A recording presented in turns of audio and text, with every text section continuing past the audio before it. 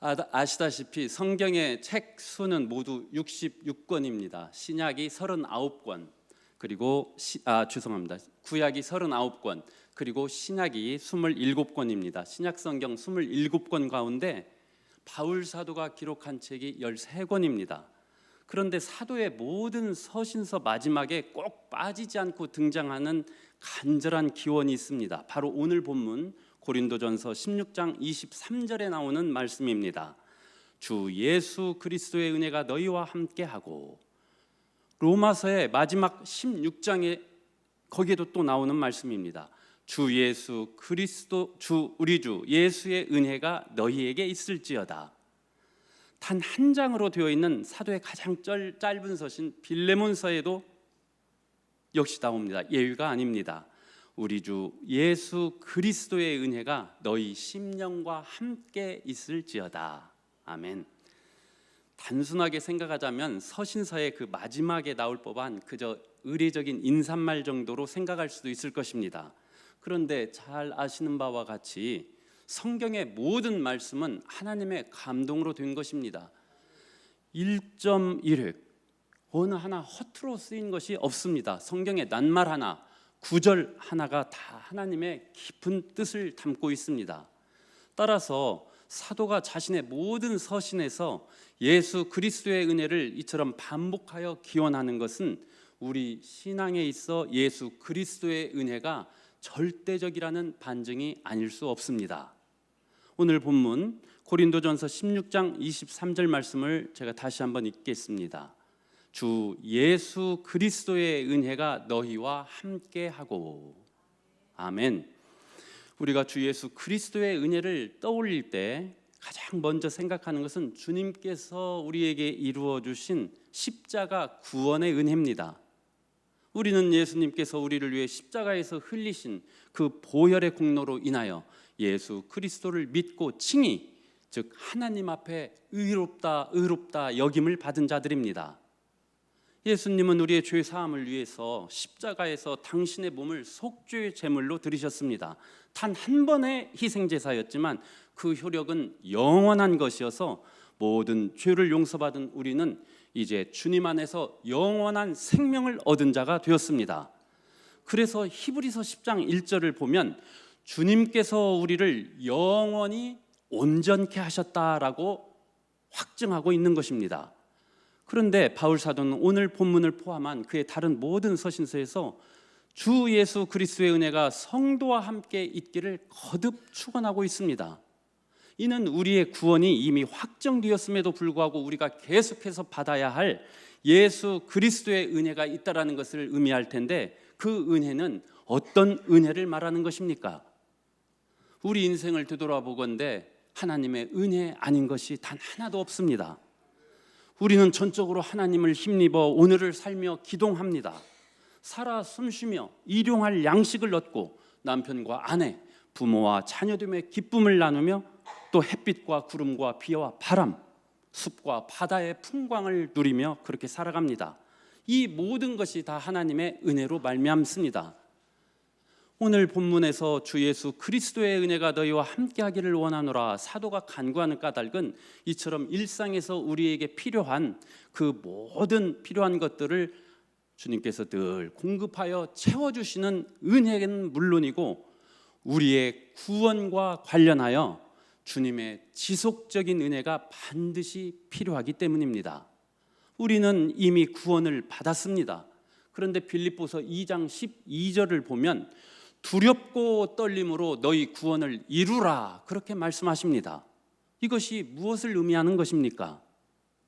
우리가 이미 하나님께 의롭다 여김을 받고 거듭난 자로서 하나님의 자녀가 되었지만 우리는 지금도 여전히 우리의 구원을 이 땅에서 이루어 나가는 과정에 있으며 최종적인 구원은 예수 그리스도께서 이 땅에 다시 오실 재림의 그날에 이루어진다는 것입니다.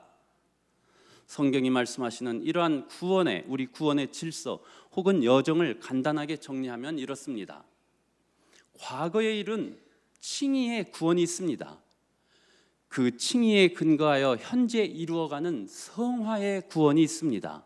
그리고 마침내 얻게 될 그 우리의 최종적인 영광, 구원의 완성인 영화의 구원이 있습니다. 우리는 칭의에 의해서 영생을 얻었고 심판에 이르지 아니하며 사망에서 생명으로 옮기워진 자가 되었습니다. 그런데 이 칭의는 그래서 이 칭의는 우리의 구원의 확정입니다. 그러면서 동시에 우리 구원의 시작입니다. 비록 우리가 그리스도 예수 안에서 거룩한 성도라 부름을 받는 자들이 되었지만 이전 것과 새 것 사이의 괴뢰가 우리에게는 여전히 존재하고 있기 때문입니다. 하나님께서 우리를 구원하신 목적은 우리가 원래 하나님의 형상대로 창조된 자로 돼 아담의 타락 이래 우리에게서 떨어져 나가 희미해져 버린 하나님의 형상, 다시 말해 우리가 잃어버린 원래의 의로움, 즉 거룩함을 회복해 하시는 것에 있습니다. 이런 까닭에 우리가 이미 구원을 얻었음에도 불구하고 바울 사도는 너희 구원을 이루라 우리에게 촉구하고 있습니다. 이처럼 우리 믿음의 경주, 즉 우리 구원의 여정은 아직 다 끝나지 않았습니다. 우리 믿음의 핵심은 바로 죄를 벗어버리는 것, 죄와 결별하는 것입니다. 그리하여 하나님의 마음에 합한 자로 조금씩 그러나 분명하게 변화되어 가는 것에 있습니다. 이와 관련해서 고린도후서 5장 17절 말씀 또한 우리에게 이렇게 촉구합니다. 그런즉 누구든지 그리스도 안에 있으면 새로운 피조물이라. 이전 것은 지나갔으니 보라 새 것이 되었도다. 아멘. 이전 것은 무엇을 말합니까? 거듭나기 이전 나의 비참했던 상태입니다. 모든 무거운 것과 얽매이기 쉬운 죄를 부둥켜 안고 육체의 일을 따라 살아왔던 나의 삶을 말합니다. 그렇다면 새 것은 무엇입니까?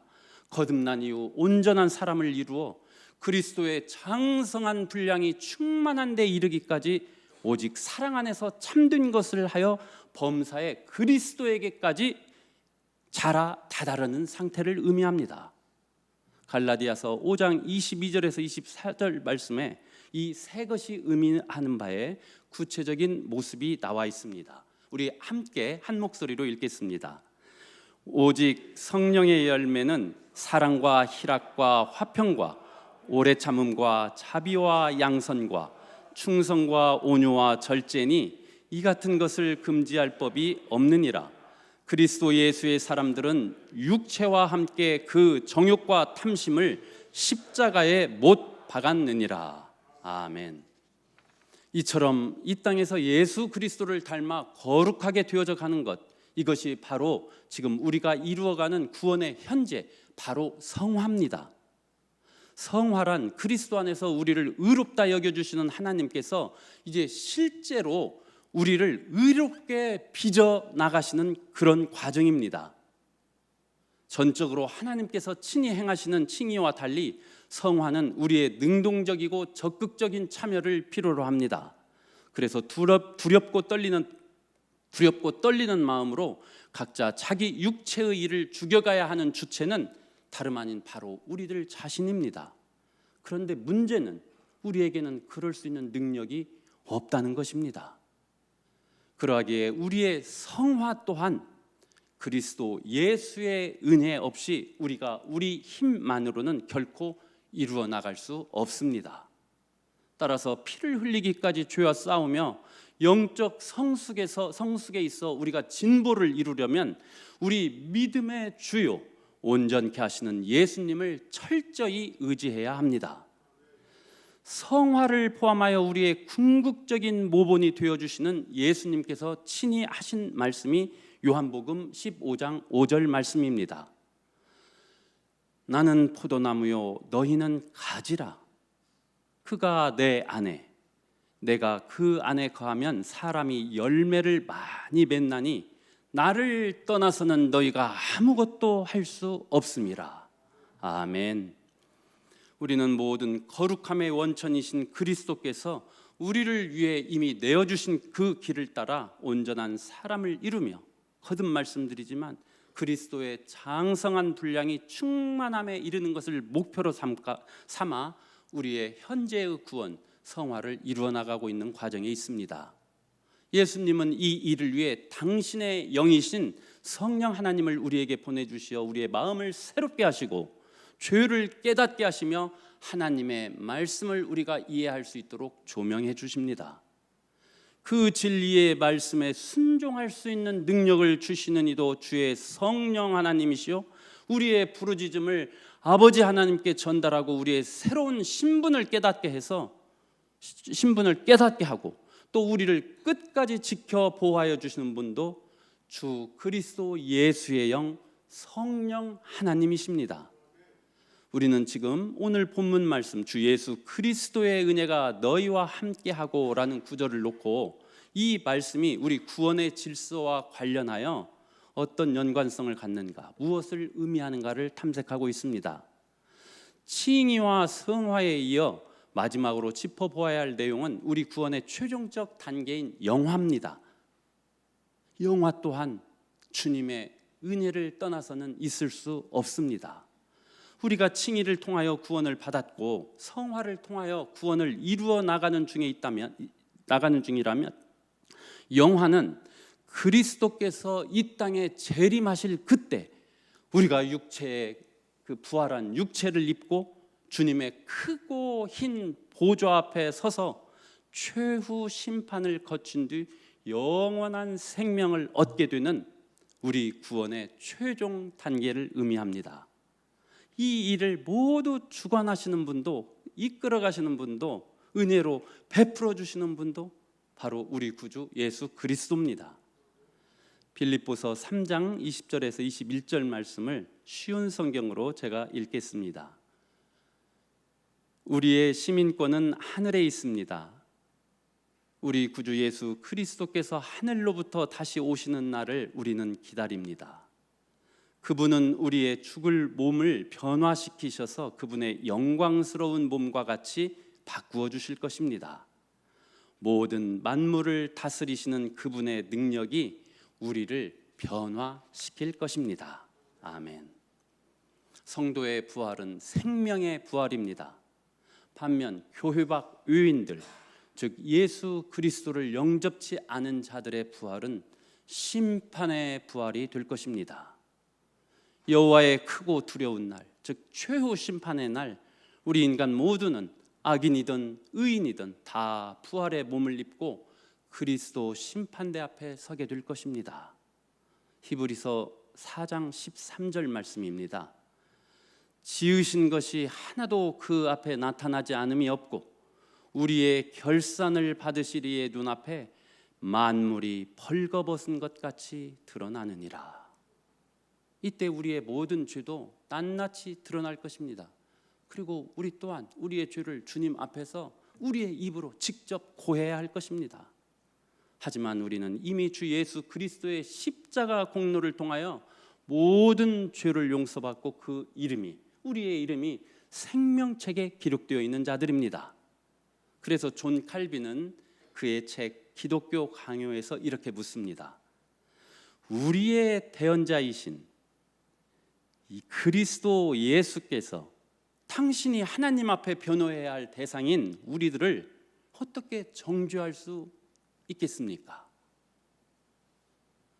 우리의 대언자 즉 그리스도 예수께서 당신이 하나님 앞에 변호해야 할 그 대상인 우리들을 어떻게 정죄할 수 있겠냐는 것입니다.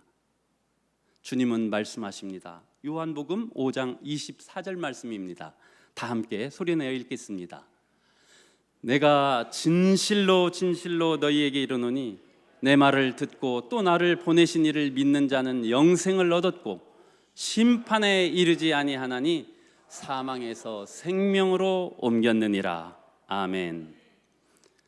오기내 성도 여러분, 칭의와 성화 그리고 영화로 이어지는 우리 구원의 모든 여정에 있어 그리스도 예수는 우리 구원의 중심이요 알파요 오메가 즉 시작과 마침입니다. 예수 그리스도의 은혜로 인하여 우리의 구원이 시작되었고 진행 중이며 최종 완성될 것입니다.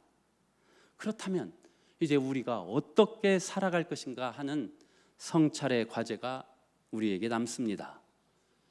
고린도전서 1장 2절에서 바울 사도는 구원받은 우리의 새로운 정체성을 두고 그리스도 예수 안에서 거룩하여지고 성도라 부르심을 받은 자라고 규정합니다. 그리스도 예수 안에서 거룩하여지고 성도라 부르심을 받은 자. 그리스도 안에서 거룩하여졌다는 것은 우리가 하나님 앞에 이미 의롭다 여김을 받았고 지금도 그리고 앞으로도 그 효력 가운데 살아가는 사람들이라는 뜻입니다. 그런데 사도는 또 우리를 성도로 부르심을 받은 자들이라 말씀하고 있습니다. 우리가 거룩하도록 부름을 받은 사람들이라는 것입니다. 그리스도께서 십자가에서 이루신 그 십자가 보혈, 그 공로의 그 사역의 기초에서 우리는 이미 거룩함을 받았습니다. 그러나 성도의 일원으로서 우리는 앞으로도 계속하여 거룩하여 지도록, 실제로 거룩하여 지도록 부름을 받은 사람들입니다. 우리가 거룩하다라는 것은 하나님의 것으로 우리가 구별되어 있음을 의미합니다. 고린도전서 3장 23절 말씀입니다. 너희는 그리스도의 것이요 그리스도는 하나님의 것이니라. 그러니 우리는 그리스도의 것, 곧 하나님의 것입니다.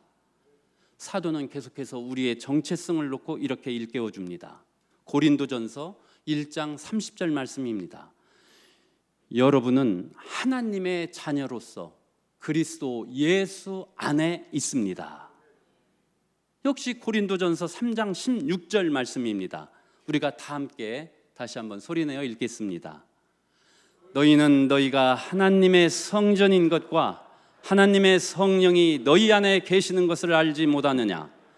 누구든지 하나님의 성전을 더럽히면 하나님이 그 사람을 멸하시리라. 하나님의 성전은 거룩하니 너희도 그러하니라. 아멘. 그런데 여기에서 한 가지 의문이 떠오릅니다. 질문이 떠오릅니다. 우리는 그리스도 예수의 은혜로 말미암아 하나님의 것, 하나님의 자녀, 하나님의 성전이 된 자들입니다. 그런데 왜 우리는 여전히 죄를 짓습니까? 죄의 사함을 받아 죄의 권세, 죄의 영향력으로부터 자유함을 얻게 된 우리는 거듭나 새로운 피조물이 된 자들입니다. 주님께서 이 땅, 이 세상의 소금과 빛으로 불러주신 우리들입니다. 그런데 우리는 왜 여전히 죄를 짓습니까? 그 이유는 저와 여러분, 우리 모두가 다 죄를 사랑하기 때문입니다. 빛보다 어두움을 더 사랑하기 때문입니다. 하나님께서는 땅을 파서 돌을 제하고 극상품의 포도나무를 우리 안에 심어주셨는데 우리는 들포도나 겨우 몇 알 맺어가는 그런 인생은 혹시 아닌 것인지 되돌아보지 않을 수 없습니다.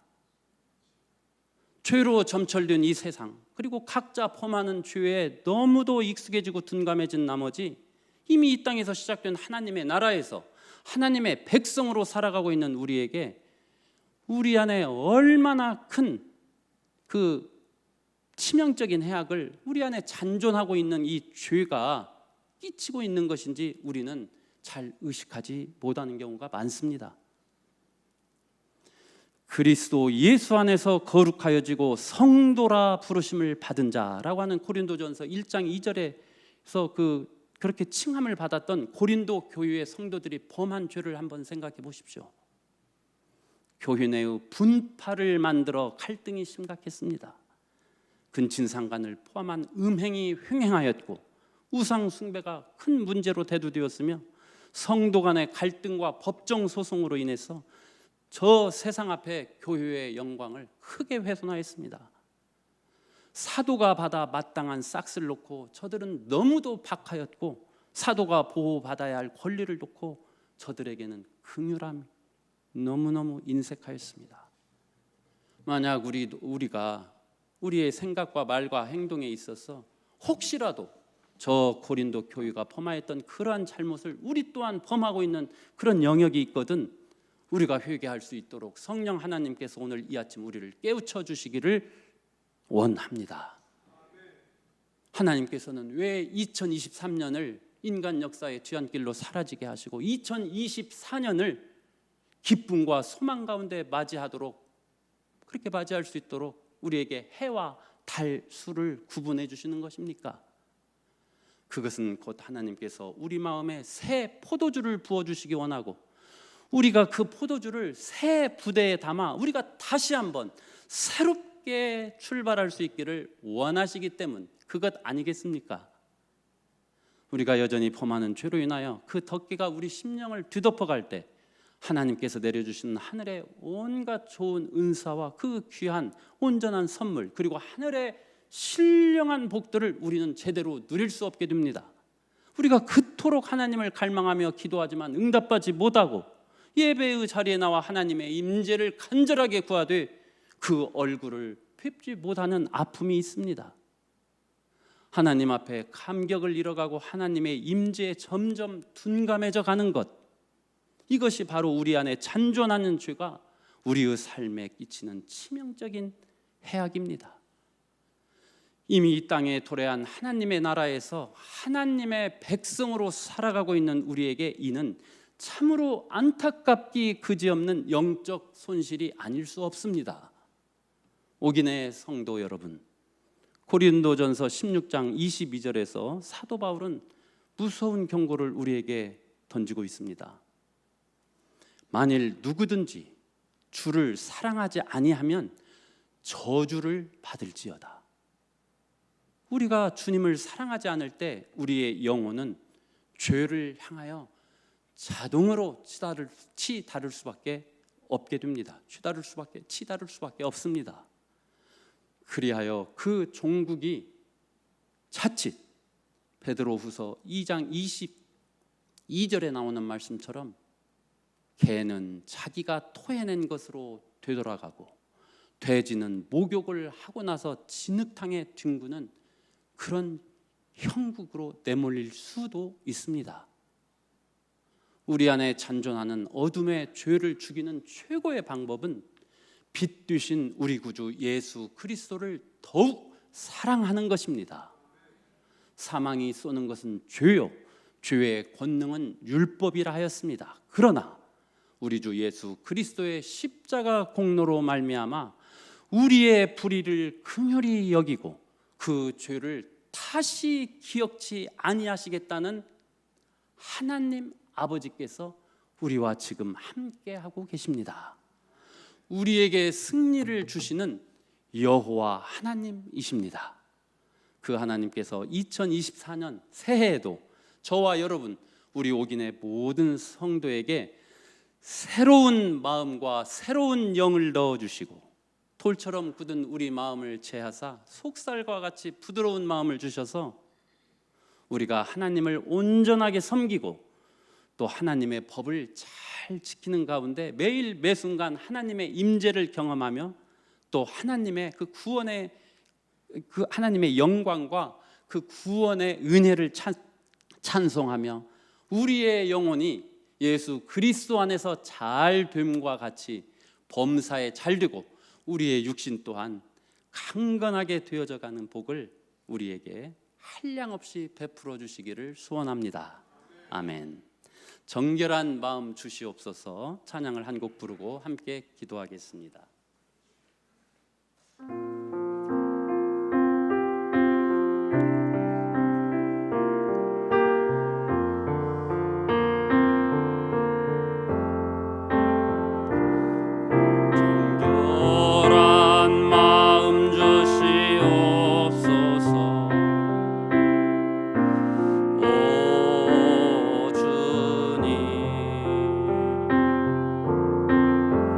정직한 영을 새롭게 하소서.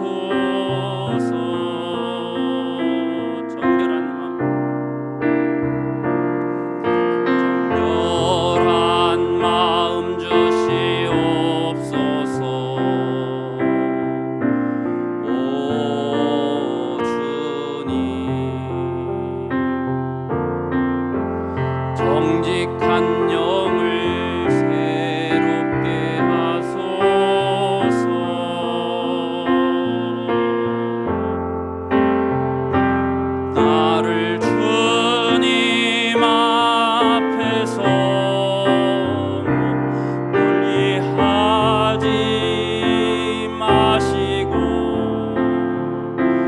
주의 성